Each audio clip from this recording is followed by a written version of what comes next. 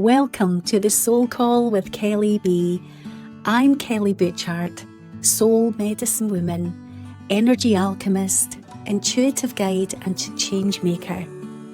I'm here to activate soul remembrance, unlock purpose, and support the personal and collective evolution into sacred sovereignty. This podcast is a space for heart-led women to rise, to take their power back, to walk in truth and live elevated lives of joy, abundance and deep fulfillment. Through powerful conversations with visionaries, way-showers and spiritual leaders, we weave ancient wisdom, quantum healing and divine insight to awaken something within your soul. This is more than a podcast, it's a movement, a remembering. This is the Soul Call. All of my offerings, social links and ways to connect are in the show notes below each episode. Be sure to check them out, I'd love to meet you there. And please remember to like, subscribe and share. Thank you for being here. Hi everyone and welcome to the Soul Call with Kelly B, where we dive deep into the realms of spiritual awakening, personal empowerment and the divine wisdom that connects us all. I'm your host Kelly and I'm so excited to have you join me on this shared journey of discovery and transformation. Today's episode is truly special as I am joined by the incredible Alexandra Wenman. Alexandra is a visionary in the world of modern spirituality, blending ancient wisdom with practical insights to help others awaken to their highest potential. As an angelic channel, spiritual alchemist, and multi-award-winning author, Alexandra helps people connect with their divine essence and embrace their innate spiritual gifts. Her work, including the multi-award-winning Archangel Fire Oracle and Water Alchemy Oracle, have inspired countless individuals, and she has graced the stages of some of the most renowned spiritual events. Alexandra's ability to bridge the mystical with the practical is nothing short of magic. In today's conversation, we'll explore her profound insights on awakening higher consciousness, working with angelic energy, and how to align with your soul's true calling. So let's dive in. Welcome to the show, Alexandra. Thank you so much, Kelly. Thank you for inviting me. I feel very touched to be here. Thank you. Oh, bless you. And as I said before I hit record today, Alexandra, I am just so honoured to have you on today. And, we had a brief discussion about I don't have a big following. It's a little platform that's growing organically. And I'm just so blessed to have people like yourself who, you're a multi-award winning person for your books, your oracle decks. You've been on all of these incredible platforms. You've been doing this work for a long time, and yet you have given this time to me and to my audience. And so I just want to thank you for being so generous of spirit, first and foremost. Oh, bless you, honey. Oh my goodness. Well, I think, like I said to you, we're all here to support each other and lift each other. And to me, it isn't about the numbers, it's about the message. And I don't feel that there is a hierarchy. And I know in myself, our human selves, however connected to the divine we are, our human selves, or my human self, still goes through imposter syndrome. I don't know that I'm ever going to fully shake that. There's a sort of level of perfectionism, isn't there? It's like when, the human self is like, well, really, am I qualified? Is this right? But when we get out of the way and realize, actually, I'm just going to let spirit move through me. I'm just going to let the divine work through me. And we don't have to get caught up in those doubts because we're so conditioned to have those doubts. And I think just get out of the way, have a lovely conversation, and it will go to whoever needs it. And I think awards are wonderful. And awards for me, I entered awards and I've had other people nominate me for awards. And for me, it was more a way of getting the message out there, getting the cards and the book out there. I didn't expect to win any. And then last year, it became just like this explosion of awards. And I thought, well, I must be doing something right. The angels have got my back here. But I think I never get caught up in it. I never think, oh, yes, look at me, I'm the big I am. It's if I think if we get caught up in that, then we miss the point of why we're doing this work in the first place. And it's a bit of fun. It's a little bit of fun. I actually ran my own awards last year as well for the Alchemistic magazine that I've started on Substack, and that was beautiful. And I had some of our mutual people in common come on there, like Tim Wilde and Callista, and Diana Cooper was on there, and it was a wonderful event. But I did have one other spiritual teacher give me a bit of a dressing down about it. And it was, well, I don't do competition. It's all about collaboration and da da da da da. And I thought, well, actually, I'm just doing this as a bit of fun and to say thank you, to give back to my fellow healers and teachers as a way of me to say thank you. And it was all free. There was no money involved. And I completely understand the no competition thing. We're transcending, we're coming into collaboration. But I think the person in question misconstrued my intention. So but yeah, we don't do this work to win awards, but it is lovely to have them. It is lovely to be recognized. So thank you, honey. That was a bit of a long ramble, but anyway. What a beautiful way to open up this conversation, because this is exactly why I'm attracted to you, Alexandra, the work that you do. Because although you're sitting here, this beautiful angelic being that you are, this human angelic that you are, it's the energy that you emanate, it's the purity of intention that you're describing. So if people don't feel that that's where you're coming from, then maybe they've got something they need to look at within themselves. But this is exactly why I follow your own podcast show, because you, again, you give so generously. You, you have a membership. Correct me if I'm wrong. Is it called Soft Circle or? Soften Circle, yeah, it's free or donation. It's a low cost, safe space, really. I wanted to create something like that for a long time, and then a friend of mine, close friend of mine, who's also a really gifted, amazing channel, went through a very, very difficult time where her son was killed in a terror attack, and I thought, for those of us who are doing this work, sometimes we have to just get through it all on our own. Who is there to support the supporters? And this circle was sort of born out of my desire to want to help people like us, grid workers, light workers, those who are way showers, who often go through things before anyone else does and have to muddle through it and figure it out and just be taught direct by spirit. This was a support circle born out of that. But that said, anyone can join.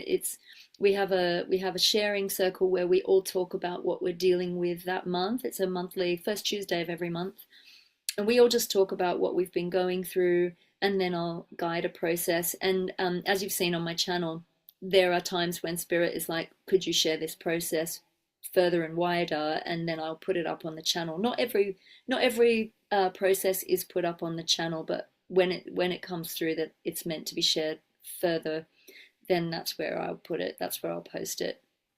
So yeah, it's a beautiful space, and I feel it's a real space. I even though I teach about angels and I teach about higher consciousness, I feel that I do so in a pretty grounded way. I like to, still be human, still be normal, not go off with the fairies. I'm not about spiritual bypassing. I am about walking my talk and really embodying this work. And even though, we can access higher states of consciousness, which essentially is just being in a state of love, we also have to hold ourselves with grace. And that's why soften, because we're all human. We all make mistakes. Our poo still stinks. It's really just like, I think we've got to be a bit normal about it. And trust me, I love wings. I love like wearing fairy jewelry. I love being, having angels around me. but I don't pretend to be all perfect and divine and not having a shadow. And I think that I've done extensive shadow work and helped people through extensive shadow work. And that's why in the Archangel Fire in this deck, we start with the black ray and we start working with the shadow. The first card is about that deep dive into the dark nights of the soul, because there's nobody on this planet escaping that at this time. And we're all going through really difficult times. I think in recent years as well, in spiritual circles, there's been a huge sort of highlighting of a clashing of like spiritual teachers, and you might have found, and people watching might have found, that we've all kind of come up against either our twin flame or a twin soul experience where the love is off the scale, or you may have had an experience where you've met a proverbial nemesis, and that's because we're all completing these karmic cycles and we all have to deal with that. And in my book, I wrote about how, you know, the angel or the demon is a part of yourself. And so when you're coming up against things like psychic attack, even though it can be really confronting and really tempting to go into, oh my God, I'm under attack, the way to heal it is to go in and look at, well, maybe in a past life I might have done something as well. It's all about rebalancing and redressing. And being a little bit mindful, being careful not to put labels on things as well. I feel like there's been such a tendency to put each other in boxes these days. And I feel like if we sit back and we come into observation and we sit in that energy of unconditional love and forgiveness, we don't have to excuse the other person's behavior. There are people behaving pretty badly on the planet right now. We don't have to excuse that behavior. But the best way of dealing with it, I find, is to love the soul and forgive the soul. And I always go back to the Ho'oponopono prayer and the Buddhist Metabhavana, the loving kindness meditation. And actually this week I've been doing a lot of that just for myself. Like, you just focus on yourself. And something really powerful is, for anything you're experiencing in daily life, whether you're watching the news and seeing these wars play out, or whether you're in conflict with someone, or whether you're seeing other people suffering, is you direct the Ho'oponopono to yourself and how you're feeling about the situation and the distress or the fear or the anxiety it's bringing up in you. And I've really been diving into that this week especially. So it's interesting we're talking about this, because when I see people suffering or people hurting, or when, yes, indeed, when I am hurting because of somebody else's behavior or something else going on, I also come into this state of acknowledging, well, if I am the divine human, then I am the center of my universe. And we know that our perception creates what we're experiencing on some level. Therefore, I must have, on some level, invited this in or created it for myself. So then I go into, I'm so sorry. I'm so sorry. Either I'm so sorry for my part in this. I'm so sorry I'm having to witness this. I'm so sorry for the pain this is causing me and potentially others. And then I go into the please forgive me. But then most people do the Ho'oponopono with 4 statements. I'm sorry, please forgive me, I love you, thank you. I add in a 5th. And there's a reason for that. So when I say please forgive me, after I've sat with that one for a while, I add in you are forgiven, or all is forgiven. And usually I feel the biggest release with that statement, all is forgiven. And then I go into I love you and thank you. And I also think, I sat with this week actually, because I was leading a client through this process, and it was really powerful. So simple, but so powerful. And when we got to the all is forgiven, that every time we did a process, something popped, something lifted, and she really felt it. She was like, oh my goodness, that was probably one of the most powerful parts of it. That was where the release happened. And then I also realized, well, it's 5 statements. When you do the 5 statements, we know in numerology the number 5 is all about transformation. And then when you couple that with the loving kindness prayer, it's also a 5. So you send love to yourself. You send love to somebody that it's easy to love. You send love to somebody neutral, like the bus driver or the postman or somebody you don't really know very well. the most challenging one is then you send love to somebody that you find it really difficult to love, or somebody who's hurt you. And then you send love to everyone and everything, the whole universe. So I do those 5 things, sending love to everybody. And on every single person, I ho'oponopono, but the 5 with the all is forgiven. And it's a really powerful process. And if you do that for even 5 minutes a day, there's the 5 again, transformation is possible. They've actually done scientific studies on it, and they've proven that sending love out like that really changes the neural pathways of the brain. And it takes us out of feeling like we are helpless, feeling powerless, feeling like we're just stuck in victim mode, to helping us to feel more empowered. So we might watch the news or see what's going on around us and feel completely powerless to change anything. But actually, when we go within and we do this process, neither of which are my processes that I created, but both of which I use extensively, and which are, to me, the epitome of what angelic consciousness is about. It is about unconditional love and loving kindness. So I add in the angels, I do lots of extra beautiful like visuals and colors with it, but it's a really simple process, but it can lead to profound transformation. And if there's one tool I could give to people, especially at this time on the planet, those are the ones that I come back to time and time again. I agree so much with everything that you have just shared, Alexandra. How beautiful to come in with such a profound and simple sharing at the outset.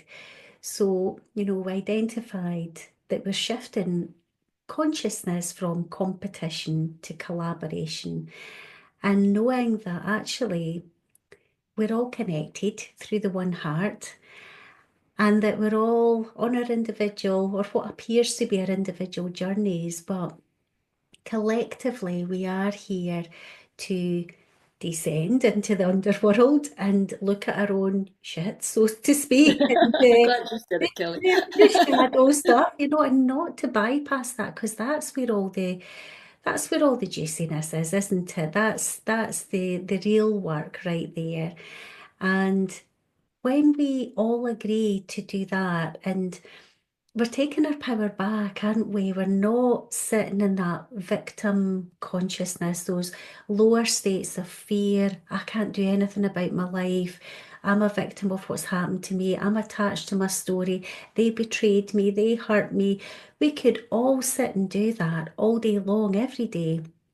But that doesn't shift us into these higher states of being that are available to every single one of us. And I really love how you've shared the most simple but profoundly effective techniques to shift us out of those lower states that we can all dip into. We can all go into the shadow aspect. We all have shadow to work through. So thank you so much for sharing that, because it's a beautiful reminder to me and to everybody listening that we can take our power back by taking self-responsibility and applying some of these simple techniques. And I know that you share many more on your YouTube channel and inside your membership. And I do too. And this is really where I I really feel that this is where we're at right now. This is what we all need to focus on in order to really have the breakthroughs. So often we feel like things are breaking down, but actually maybe it does need to burn to the ground in order to get to the truth of who we are. So let it all burn, let it go, and just surrender into the simplicity of, who am I here to be?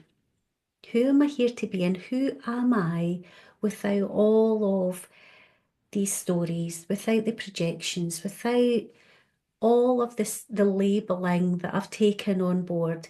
The awards are great, like you say, but who am I here to be, and who can I show up for in service today? What I also love about your energy, Alexandra, and I mean this, from my heart, is how authentic you are. And that for me, you're so rooted in the realness of reality. Even just coming out with, we all have stinky booge. At the end of the day, let's get real. We are here to be these humans. Mm. And for me, we're talking about ascension a lot of the time, but there's also the descension. We're bringing in these beautiful higher streams of consciousness into this earthly realm. And I truly don't believe that that's been achieved in this way before. It's so true, Kelly. You know, people often think 5D consciousness is like we're suddenly gonna, our bodies will disappear and we'll be floating around like these ethereal blobs of love. But actually, I think more and more 5D consciousness as we stand, we still are in a physical vessel. But I've been having so many wonderful conversations with people lately about these moments of 5D consciousness where you're just sitting having a beautiful conversation with someone, and then you kind of realize, oh my God, this is it. This is heaven on earth. I feel so loved and so loving and so in flow. You could be eating the most delicious meal you've Yeah. ever had, and you'd be like, oh my God, this is heaven on earth, or having a bubble bath, or walking on a beach. And the more we recognize those moments as being the absolute perfection of being a human alive on this planet right now, the simpler it becomes.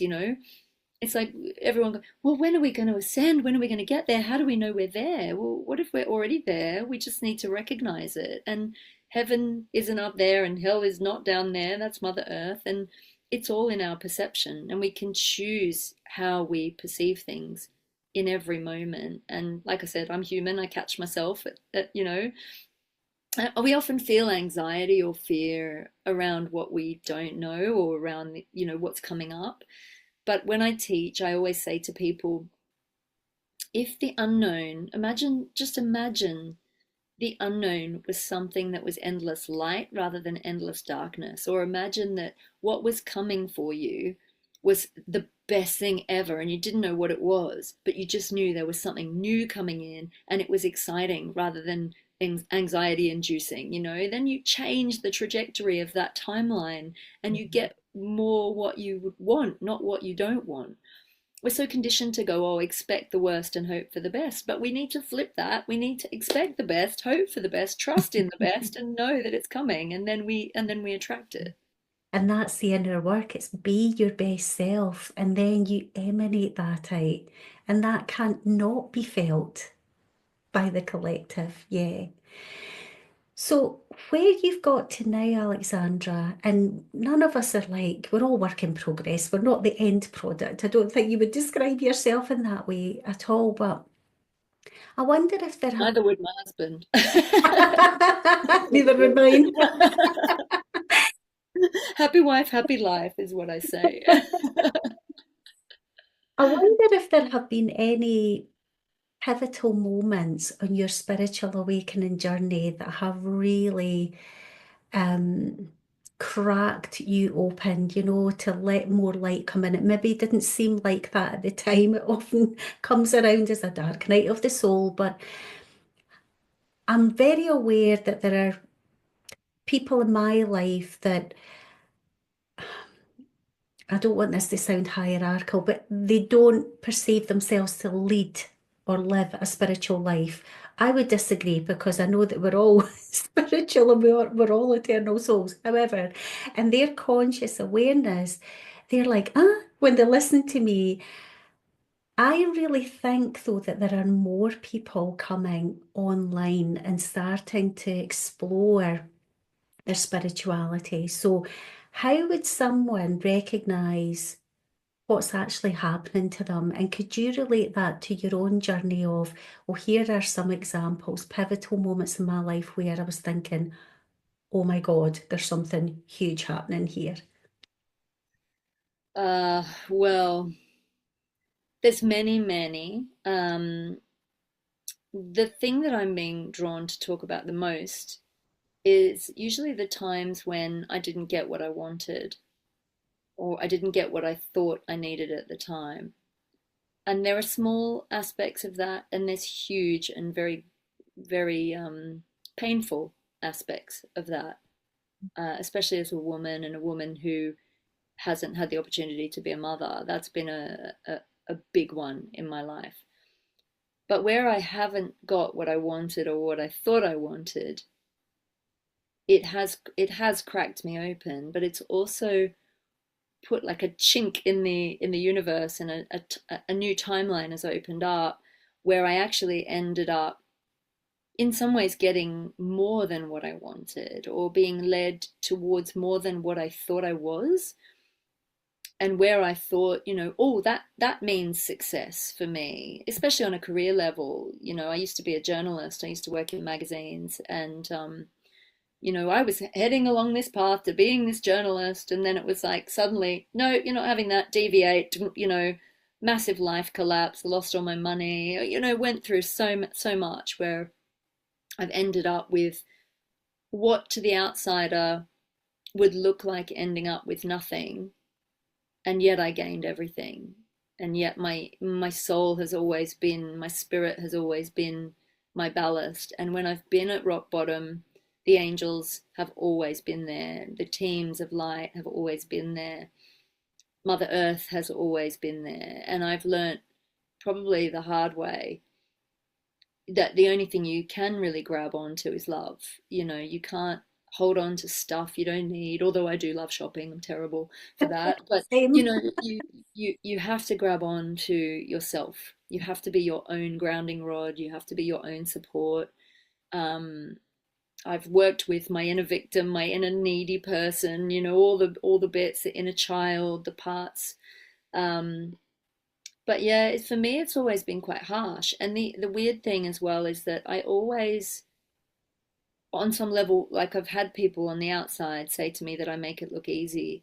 And that's the hardest bit, is making something look easy without meaning to, and actually people not really seeing how hard your path has been.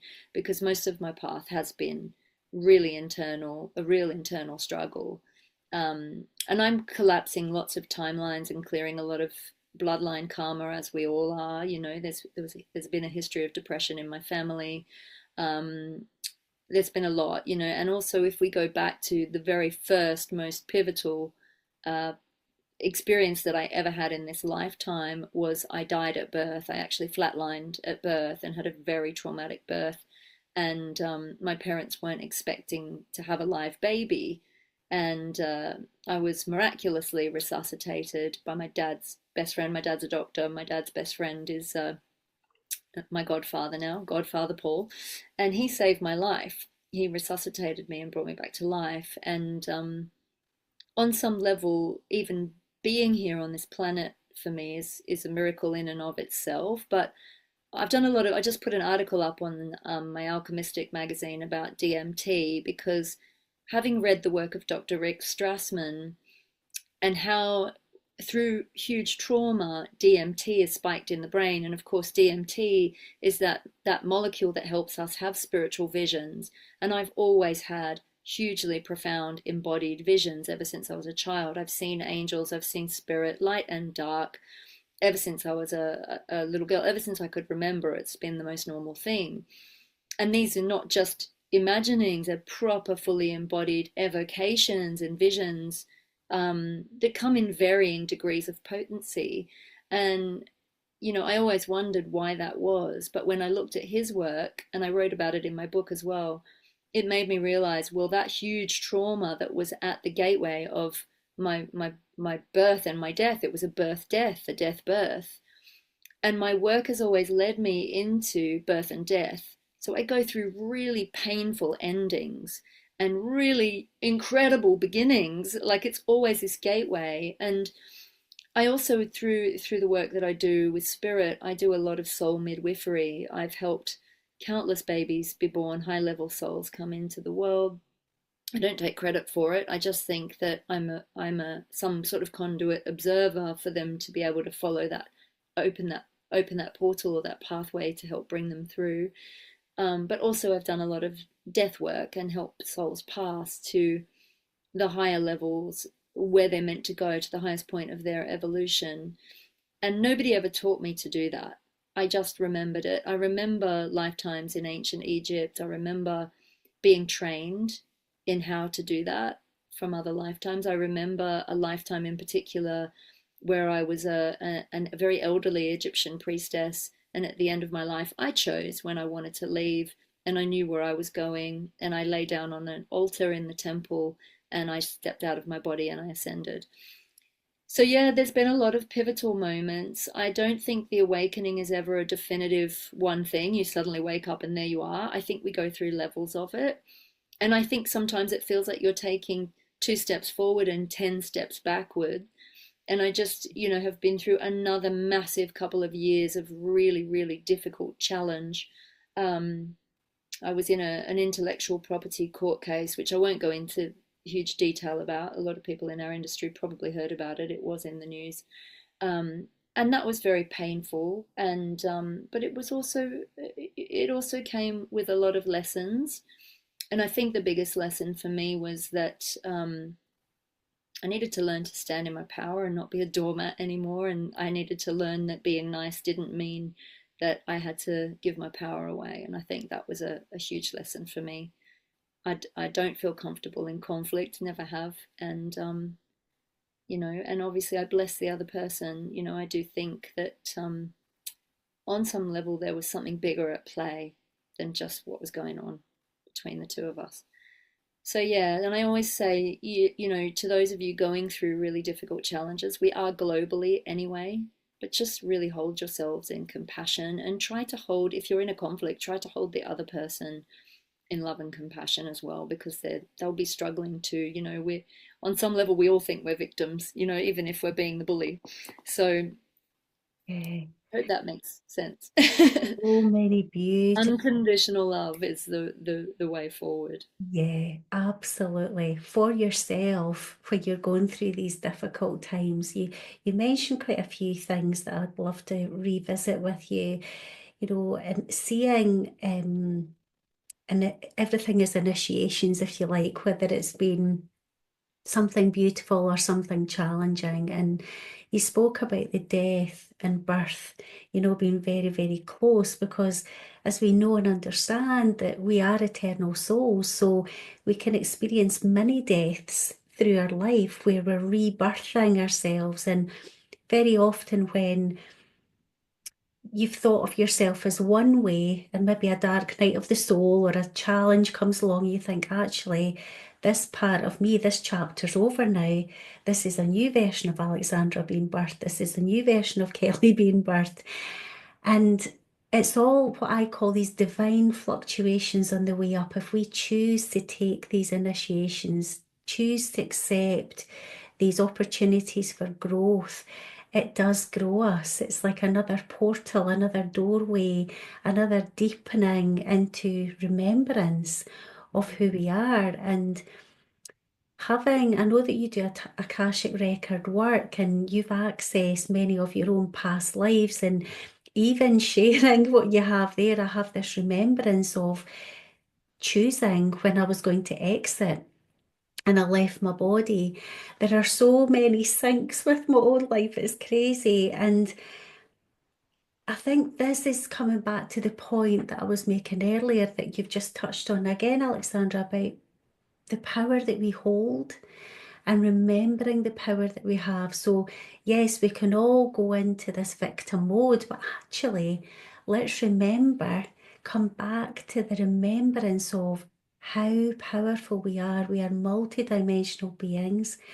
We've had many lives, and let's access all of the wisdom that we hold within us to remember how powerful we are and that we're never alone on this journey. So you touched on, you've always known that you had guides there, you've had angels there. I'd love to hear a little bit more about that and some of your experiences, because not to my awareness have I seen an angel with my physical eyes, but certainly in my inner vision, I've had many experiences myself that have just been, I say, realer than a real thing. It's like, wow, I didn't even know this existed until you experience it. I would love for you just to share maybe a little bit more about what those experiences have been like. What are the ones that kind of stand out for you?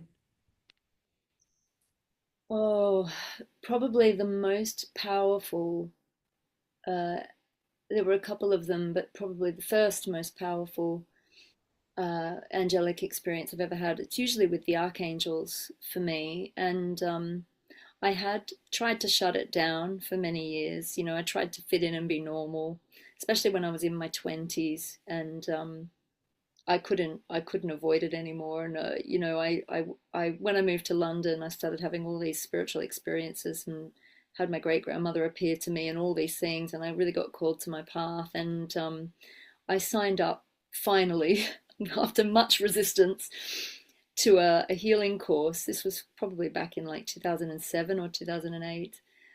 And I'd started finally saying, all right, angels, all right, if you're there, then I need the evidence again. Because I remembered having the experiences as a child, but I'd shut it down for so long. And then I went through a really hard time in London. And then my mother said to me, well, have you asked the angels for help? And the minute I started asking for help, they were there. But it started as an adult, as seeing the word angel everywhere, seeing the feathers, the coin, that kind of thing. But then as soon as I stepped onto the healing path and went to do a certification in a healing system, I had an unbelievable experience with Metatron. And I just closed my eyes and asked which angel was with me. And my whole energy field was like blasted open. The world as I knew it disappeared. I was outside of all time and space. And the only way I can describe this is that I didn't see Metatron, I became him. Mhm. I was that angel. I could see, it was weird, I could see him from all angles, and yet I was embodying him. Bigger than the universe, huge, bigger than the universe. And this is why when I write about angels, I write about them really as the bridge between our human self and the divine. They are, in some ways, levels of consciousness. There's mathematical evidence, there's scientific evidence to back this up. They are part of us on some level, and we can all access it. I don't think I'm special. I think I just had some memory or knowledge of it. So when we talk about seeing an angel, you can either have an invocation, which means you see it clairvoyantly within your own mind's eye and your own being, but we can also have an evocation where an angelic figure appears visually before us. With this experience of Metatron, I had both. It was both internal, fully embodied, and external. And, you know, whether I opened or closed my eyes, he was there. And it was humongous and profound. And the visuals were nothing compared to what was happening in my body. I think it was a full Kundalini awakening, crown chakra, heart chakra opening. Like every center was open and spinning and buzzing with energy. The frequency was pure gold. I know now that it was the universal golden ray. I didn't realize at the time that it was the beginnings of my channeled healing system, Precious Wisdom Alchemy, that I was bringing through. But it lasted for what felt like ages and probably was about 5 minutes. You know, there was no time. And he brought through his Metatron cube and showed me lots of geometries and things like that. And he gave me two words, and those two words were spiritual alchemy. But the voice was like, came out of the heavens. You know, it was profound.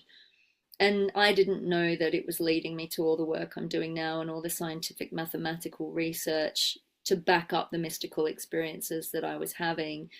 And you know, it makes sense to me because I grew up in a scientific and a spiritual household. You know, my dad's a doctor, my mum was a nurse, but is very much a mystic and a healer in her own way as well.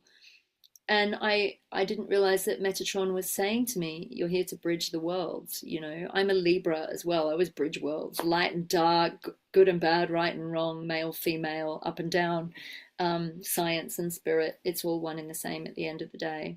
So that really began some really huge, profound, embodied experiences. I had another one with Archangel Michael in St Mary's Cathedral in Sydney when my mum was very Catholic. She's not so Catholic anymore. But we all went off. I think it was an Easter ceremony. And the next thing I know, huge, eyes open, Archangel Michael standing on the altar. Absolutely Mhm. humongous. Wind blowing in his blonde hair, sword drawn. You know, and I could feel the current of the energy just buzzing through my body. And again, the rays. So I work with the color rays that they give me and powerful symbolism. And the third one that I write about all of these in the Archangel Alchemy book, but the third one that really blew my socks off was just I wasn't expecting it at all. I was sitting on a bus to work. I was working at Now magazine, a celebrity magazine in London Bridge area, and I'd started having all these profound experiences. Didn't quite know what to do with them, and I was sitting in the front seat of the bus on my way to work. And I just used to close my eyes and meditate and send love out to everyone. It was just something I always did. It was just my thing that I did ever since I was a kid. But this one particular day, I closed my eyes, started sending love, and the same sort of thing. This humongous being, he was like bigger than the universe. He had planets orbiting around his head. He had a beard of like violet cloud. His like robes of light were all the colors of the rainbow, gold and silver. And again, this whole alchemy thing was going on. And I felt both insignificant and tiny, but huge at the same time, because again, I could see him from all angles, like I was a little mosquito sized thing flying around him, but also that I could embody him and I was him. And it was just so multidimensional. How could I be both him and not him at the same time? Like it was just there was no rhyme or reason, but it was so multi-level.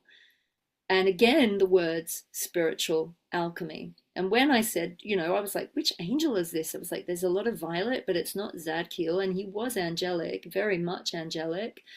And then I said, who are you? And the words, again, this booming voice, I am Melchizedek. And just had pretty much met the logos of the universe, which again, of course, as from our human perspective, is like an amazing guide, but from our divine perspective, is part of our own consciousness that we can all have access to.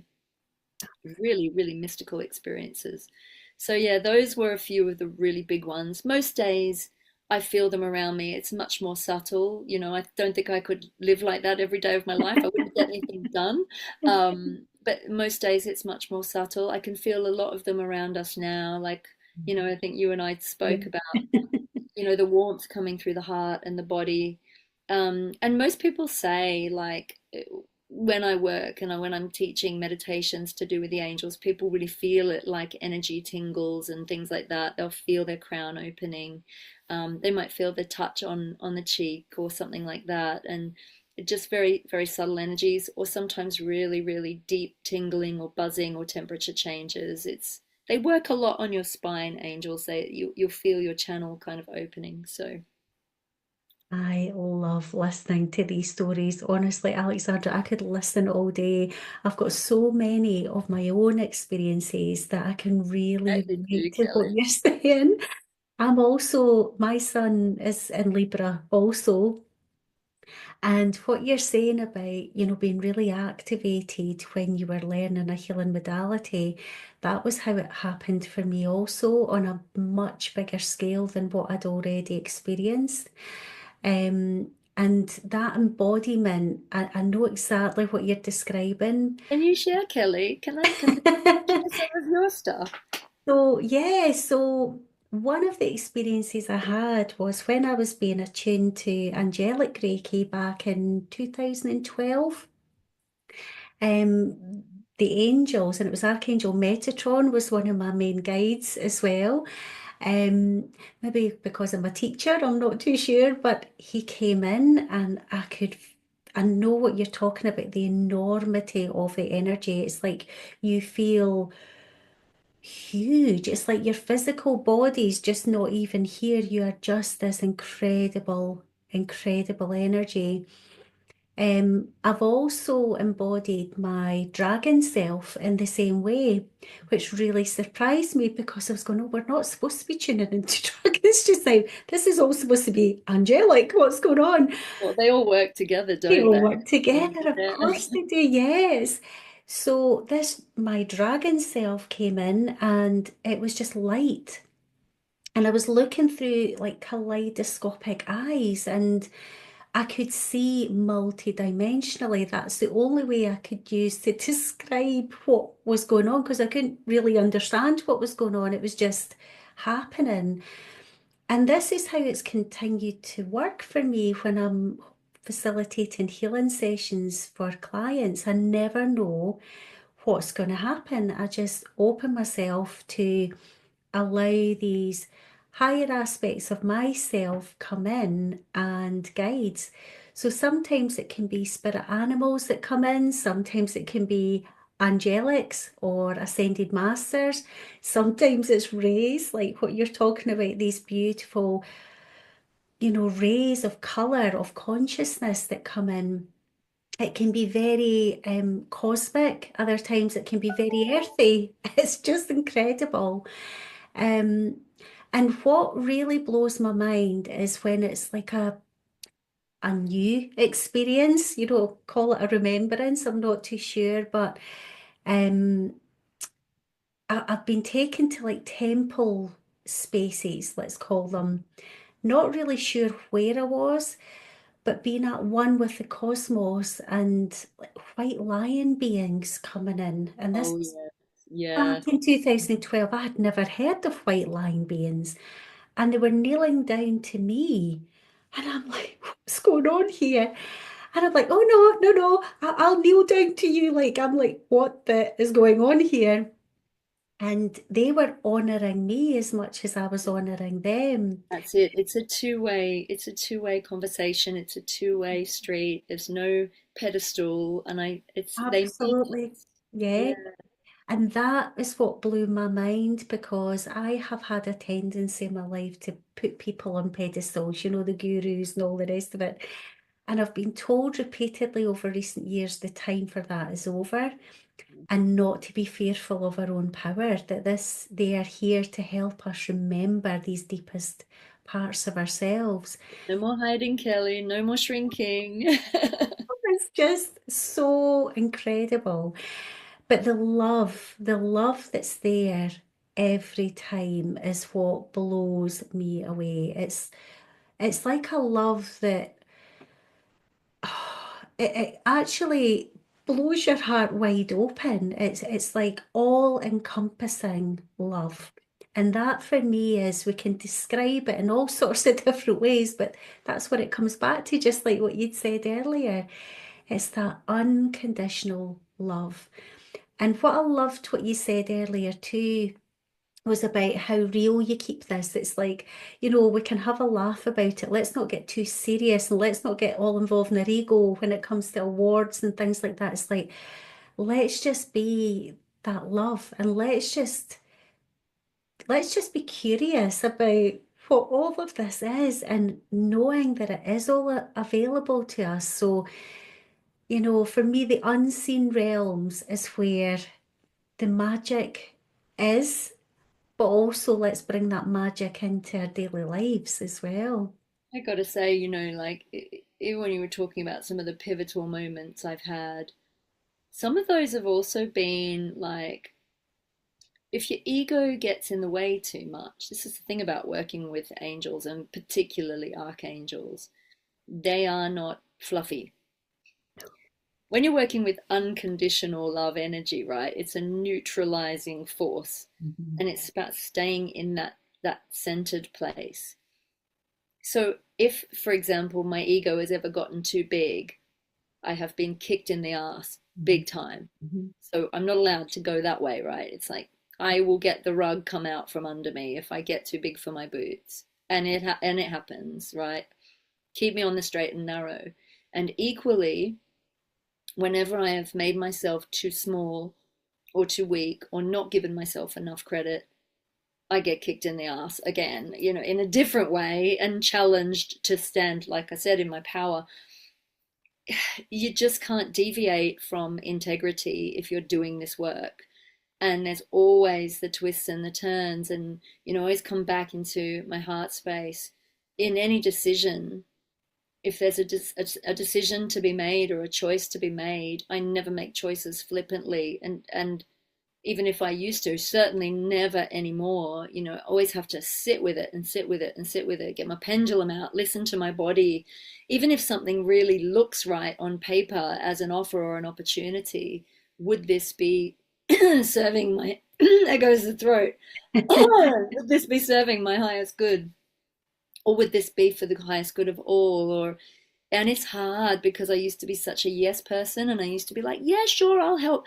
And I would spread myself too thin and I'd end up being drained. And now it's like, oh, I don't know why I have to say no to this, but I have to say no to this. And in the last sort of month, I've had to say no to so many things that I've just felt, my whole body's gone, no, no, no, even though it sounds like a great opportunity. But it's about really thinking, and I feel definitely with this work, if we're being given the honor of being these conduits and these channels, we have to listen to where our particular lens of that work is shining that light. Like, where's the audience? Where do we go?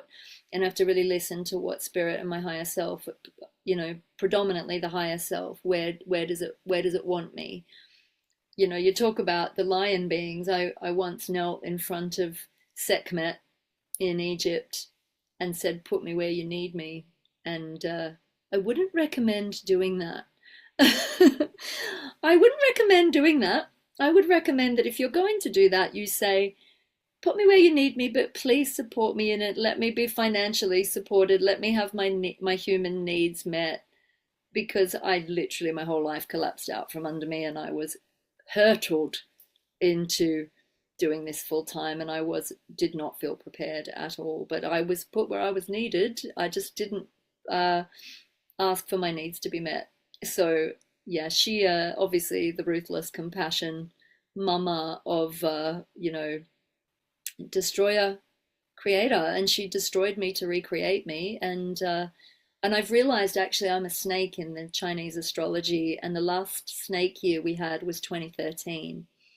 And in 2013, my job as the editor of a very well-known spiritual magazine here in the UK came to a crashing halt, and the magazine unceremoniously collapsed, not through any fault of mine, but I found myself blamed for it. I was very publicly kind of witch hunted on a website forum, and it was pretty horrible. But it was the beginning of I realized that the logo for that magazine was the Ouroboros, and it was a snake year, and we're in a snake year again, and I've just done this huge big Ouroboros loop down through my underworld, like snakes and ladders. It literally just went, it all came out from under me. And it was 2012 that I asked that of Sekhmet, and so I got what I asked for.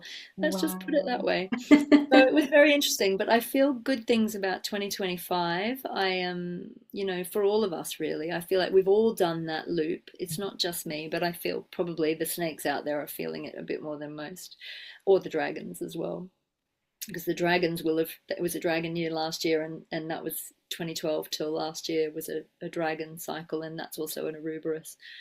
But death rebirth is definitely, something I think as humans we have to get very comfortable with, because we're going to be experiencing it on kind of on speed dial, in the coming years. So Yes, we are. So I'm a already. dragon. I was born 76, so I was Oh, really you're the year before me, yeah. ramped up for me last year. And it's continuing this year, that theme of death and rebirth, and just surrendering to trust that actually it's so necessary. This, like you're saying, the speed of it. I was just talking about this with my small Sacred Steps group last night. It's so quick. There's like a quickening. It's Yes. like, gosh, this is like coming really quickly. And what I'm also noticing is, if I wake up maybe in the morning and there's like something heavy about my energy, how quickly I can transmute that now, so much more quickly Yes. than it would take me before. It would maybe take me weeks, months, years even. Now it's like, here it is. Okay, let's bring it home to the heart. Let's love it, embrace it, accept it. Let's do the work that we're here to do. And it's gone. It's like, wow. Yeah. It's so true, isn't it? Yeah, yeah. Wow. You mentioned I've not been lucky enough to go to Egypt yet. I'm going later this year to a retreat on the Red Sea. So I might Wow. not get to meet Sekhmet yet in this life, but I can feel her calling. You host the most exquisite retreats. You've been to some really incredible sacred sites. I wonder if you could share with us maybe what your favourite one is, or what one has real potency and power for you, and why. Egypt, I think, is my number one. I really, I mean, I'm really blessed. I've had a lot of trips around the world running retreats, but also just traveling, being guided to sacred sites. But Egypt keeps calling me back, and I'm actually running another one in November this year with Lorraine Flaherty, who's my partner in crime on the Divine Origins retreats, and the things that happen in that place are just indescribable. I mean, the miracles that go on, and we are very, very blessed. Like, we get access to some of the most incredible sites, and some of them aren't even on the tourist trail. We just have the best team on the ground, and our beautiful guide is a magician. He is a magician. He gets us into places that you shouldn't really be able to have access to, and we never know what amazing movable feast is going to be before us. But yeah, I've had multiple past lives in Egypt. I also found out that I did the DNA test, and I have Coptic Egyptian DNA, and I think that a lot of the memories coming through may even be ancestral memories. That some of those lifetimes, I think that a lot of us do reincarnate back into the same bloodlines again and again and again, so that we gather that wisdom to us. And I know that, we talked about the Scottish, the Celtic bloodlines. I have, Scottish Celt as well. Another one of my favorite places is the island of Ibiza. I had a lot of, I've pre the pandemic, I was running quite a lot of retreats and events on Ibiza. I also got married on Ibiza. It's a very potent place. Obviously, the goddess Tanit. Another goddess that, will basically strip you to the bare bones, and bring you back to your core. So I do a lot of work, I guess, with sort of dark mother energies. But again, it's that beautiful compassion. If anyone is sort of going through the dark night of the soul, I think a lot of the retreats that I run and that Lorraine runs and that we run together are really about holding you through some of those really difficult times.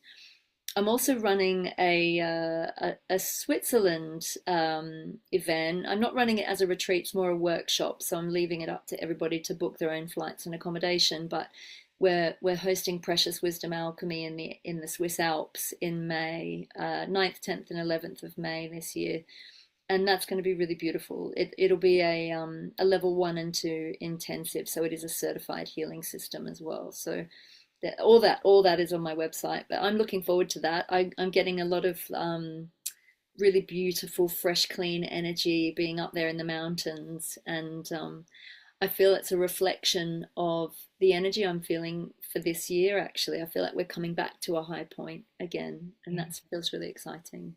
Wow, there is just so many incredible opportunities to work with you in person. And I am just putting it out to the universe and asking the angelics to support me to get on retreat with you sometime. I'm feeling Egypt calling again, so I'm really Lovely, hoping. Kelly. I would love it so much. So that's the message sent out. I'm hoping that they'll hear the call. I know and trust that they will.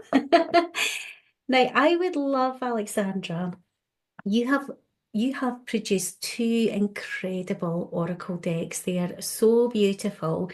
I've recently just created my own one as well, available on Amazon, everyone. This Oh, it's beautiful, oracle deck. Kelly. Oh, Thank how you. lovely. The Thank soul you core. That's so much. gorgeous. Thank you. I would love for us to pull a card. Would you be happy for us each to do that and send Yes. out a beautiful collective message for everyone just now? Yes, you go first, honey. Oh, wonderful. Wonderful. Let's see what's coming through for everyone. Oh, I love this. Oh my God, And that's exactly what we were talking yeah, about, Kelly. Embrace the embrace, unknown. embrace the unknown. Embrace the unknown. Get comfortable with uncertainty.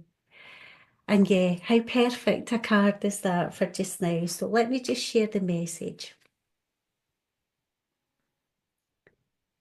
And I'll tell you, I am definitely embracing the unknown this year, because somebody that can't swim and I've signed up to do a retreat in the Red Sea, but I know that the dolphins are calling me. Mm. So I'm really, really stepping into the courage zone here and hoping that the universe will hold me. So embrace the unknown encourages you to find comfort in uncertainty and to recognize the necessity of change in your life.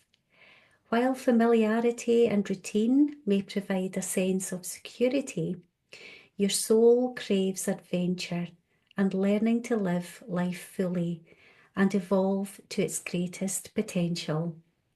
So much of what we've heard in this beautiful That's conversation too today. perfect, isn't it? Absolutely perfect. This card invites you to step off the well-trodden path and explore uncharted territories. You are born to be a wayshower, to pave paths and inspire others by embracing risks and the richness of the unknown. Trust that you can find safety in the midst of uncertainty, for the true security lies in knowing that whatever happens, you will be okay. Embrace each moment of your journey, observe the nuances of the journey, and cherish the growth that comes with every step forward. This card reminds you that embracing the unknown is not just about accepting change, but actively seeking the growth that comes with new experiences. Let this be your inspiration to venture beyond the familiar, secure in the knowledge that you are meant to forge new paths and lead the way for others. Into the unknown I boldly tread, paths unseen where few have led. Each step a story, each turn a song. In uncertainty, my heart grows strong. Oh, that's beautiful. I love that you got the poetic flourish there as well. It's gorgeous. So yeah, That couldn't be more perfect, could it, for I what we've been know, talking I about? know, I know. Just a beautiful message to send out to everybody. So I would love for you, if you wouldn't mind, Alexandra, to pull a card or two, maybe one from each of your decks. Let's do one from each. Yeah, Kelly. I'm just watching the time because I will have to go in about 10 Yeah, minutes. I just want to yeah, make sure. sure. I don't want to leave. We're having the best conversation. So I'm going to do this is Archangel Fire Oracle. Um, Let me see what we need to know. Drop in the box. So I feel like actually as I turn over the deck, there's two cards have popped out and they both sit on like the yellow gold ray, and we've got Jophiel, Angel of Joy. This is like her spreading her wings, and I'm really drawn to the butterfly and how we're going through massive transformation. And then we have Galgaliel, who to me is the Archangel of Power. So this is, I feel, about reclaiming our power with joy. And when we say reclaiming our power, it's not power over, it's power to. It's the power of being in alignment with that unconditional love, that divine, knowing that we are powerful beyond measure in a way that is for the highest good of all, and letting our soul sing, really letting our true light shine. This one especially, like both of these. I also, even though angels don't have gender, these are both depicted as feminine energies, and I feel like this is the goddess back in the house. When we're coming into balance, she's like, I'm here, hello. And that's our magic, our mystery, our intuition, our healing capabilities. And look, I love this. She's really kind of this Norse Viking. She's looks like a Valkyrie, so we've got all the runes here. So everything coming full circle. So yeah, it's really embrace your power, embrace your inner light with joy, let yourself shine brightly.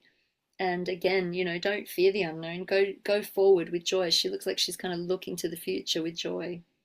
And she's going to the future in her chariot, going, yeah, let's go, let's go. Incredible. And So that's again, two of the big themes that we've spoken about in here, exactly, I know. our power, being joyful, not in your ego. And I'm thinking, Galial, it's Oh, like Gal for the Galileo. gals. For the All girl. the gals. Yeah, all the gals. I love that. I love that. Your So goddess is in the house.